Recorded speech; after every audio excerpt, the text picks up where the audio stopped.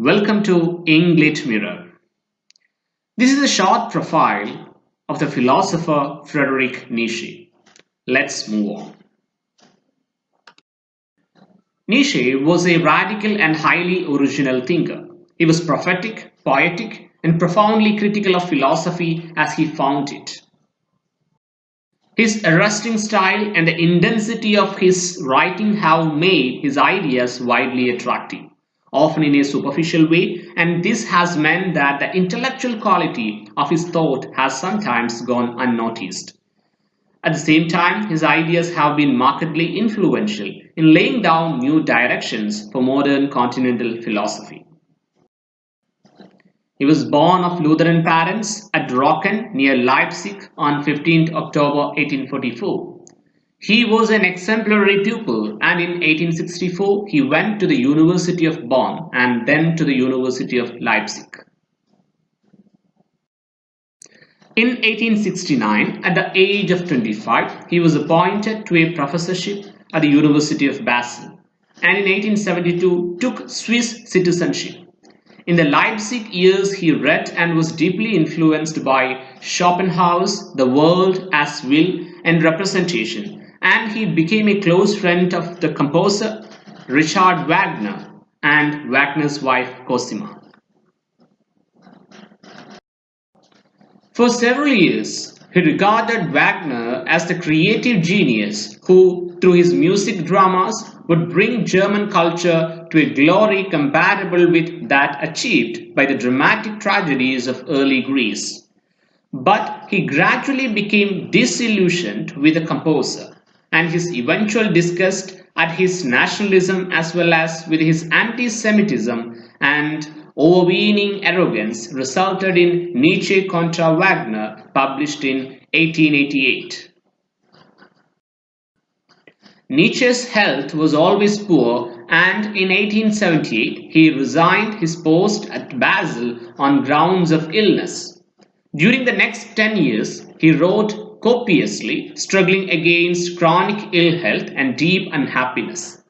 In 1889, he became insane and thereafter was cared for by his sister Elizabeth, who took charge of all his manuscripts, apparently suppressing, modifying, and promulgating them as she chose, and often distorting their emphasis and meanings. In spite of this, by the time Nietzsche died in 1900, his reputation was established. By and large, the popular image of him was of someone who advocated a ruthless and passionate pursuit of power. Yet in his private life he was gentle, courteous, and considerate. Nietzsche's rejection of the view that there is an underlying objective and unchanging reality has raised perplexing philosophical problems. In place of a belief in a deep reality, he urges a reliance on sense and common sense as the most useful means of understanding the world. It is not, he maintains, that a common sense view gives the correct version of how things are, for there is no such thing as a correct view, but that common sense applies the perspective by which we live. Common sense is therefore to be defended, not because it is true, but because it is the way in which we in fact deal with the world. He wrote, "We have arranged for ourselves a world in which we can live, with acceptance of bodies, lines, surfaces, causes and effects, motion and rest, form and content.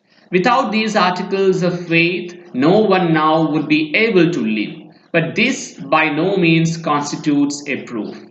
Life is no argument. Amongst conditions of life, error might be one."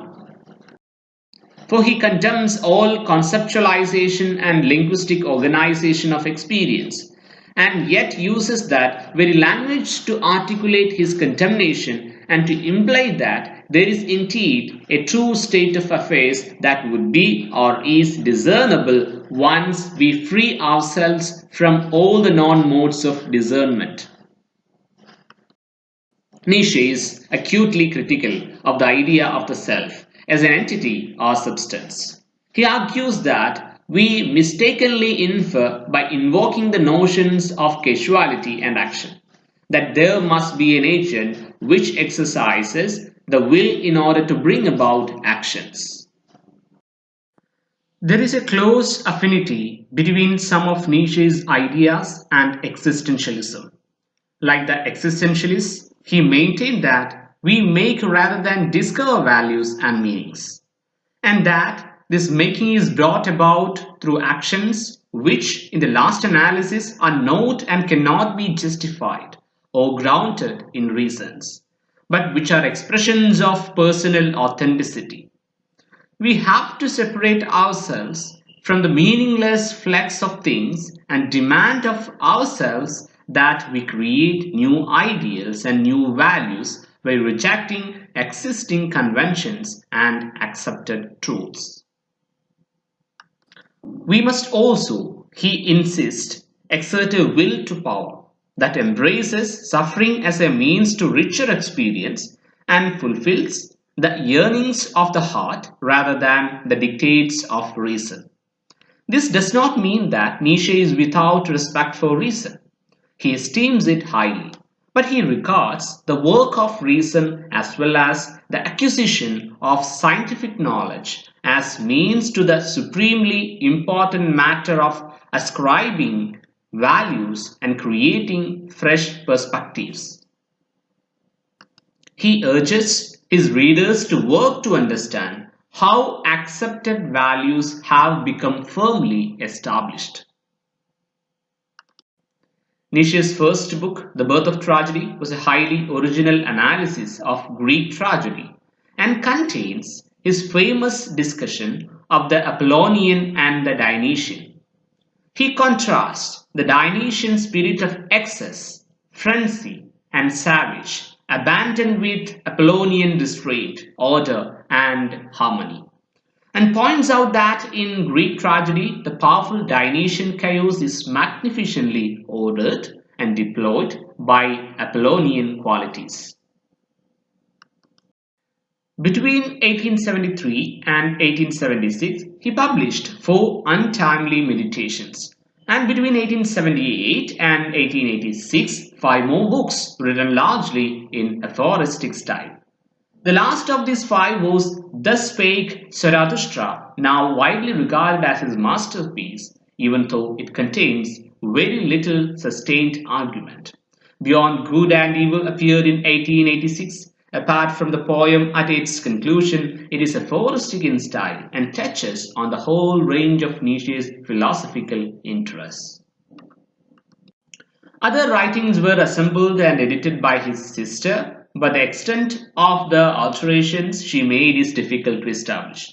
Nietzsche's concept of the Übermensch or Superman permeates much of his work. His notion of such a person, who might be female or male, is not so much of someone who is in some sense superior in breeding and endowment as of a person who confronts all the possible terrors and wretchedness of life and still joyously affirms it.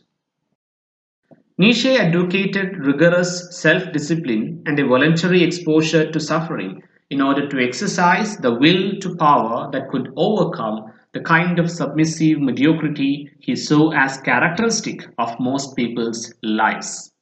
He regarded the will to power as the very essence of human existence, the source of all our strivings, and the source also of the cruelty that is a necessary, though never admirable, component of any life.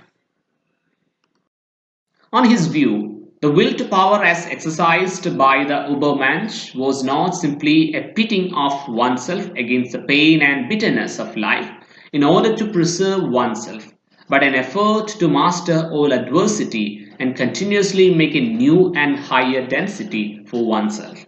In Nietzsche's universe, God is dead, and there is no limit to what humankind alone might set itself to achieve. His advice is to follow one's highest ideals and to act on them at each moment, since what one does now will recur repeatedly through all eternity. Nietzsche's brilliant and powerful prose style alone provides him with a strong claim to fame. He has been called the philosopher's philosopher and also the non-philosopher's philosopher. His influence on European literature of all kinds has been profound, and numerous philosophers have written books on him. Thank you for watching this video.